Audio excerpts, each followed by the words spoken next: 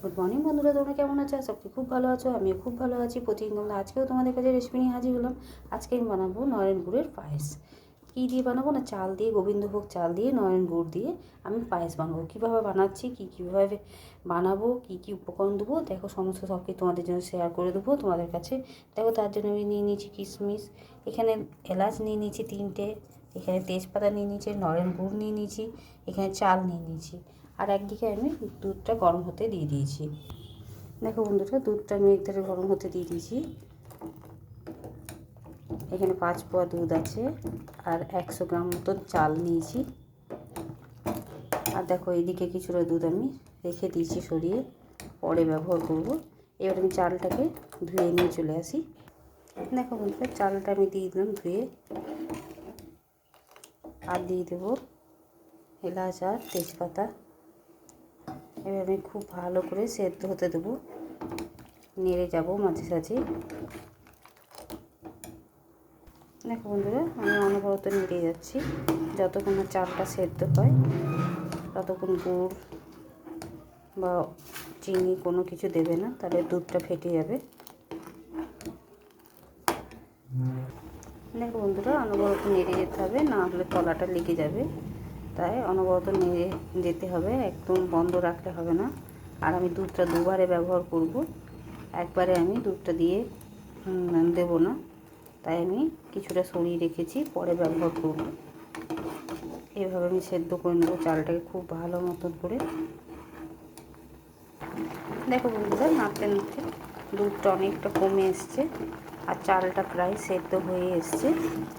এই সময় আমি যে দুধটা রেখেছি সেই দুধটা দিয়ে দেব। দেখো বন্ধুরা, দিয়ে দিলাম বাকি দুধটা। আর এই সময় দিয়ে দেবো কিশমিশ, তোমরা চাইলে কাজুও ব্যবহার করতে পারো। সব কিশমিশটা আমি দেবো না, পরে আমি ব্যবহার করব। কিশমিশটা দিয়েও কিছুক্ষণ নেড়ে চেড়ে নেবো, তারপর আমি গুড়টা দেব। তোমরা চাইলে গুড়ের সাথে চিনিও দিতে পারো, আবার গুড় না দিলেও যদি ভাবো কালার করতে চাও তাহলে তোমরা কেশরও ব্যবহার করতে পারো বা বাতাসাও দিতে পারো, তাহলে লাল রঙটা চলে আসে। এভাবে আমি কিছুক্ষণ নেড়ে চেড়ে নিয়ে এরপর দিয়ে দেবো গুড়।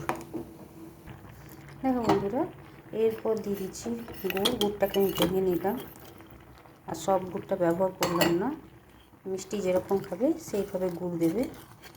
গুড়টাও কিছুক্ষণ নেড়ে চেড়ে নিয়ে গলিয়ে দেবো, তাহলে আমার তৈরি হয়ে যাবে খেজুর গুড় দিয়ে বা নরেন গুড় দিয়ে পায়েস।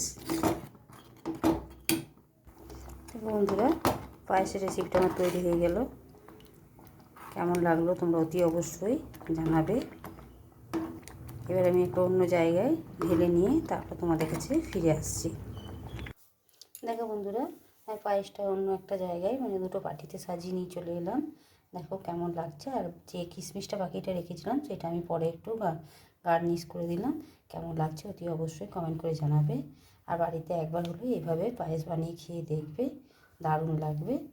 আর ভালো লাগলে লাইক, শেয়ার এবং চ্যানেলটিকে সাবস্ক্রাইব করে দেবে। আর পরিবার পরিজনের সাথে শেয়ার করে দেবে। আজকের মতো এতটুকুই। কালকে আবার অন্য কোনো রেসিপি নিয়ে হাজির হবো। সুস্থ থেকো, ভালো থেকো, তোমরা আমার বন্ধু হয়ে পাশে থেকো।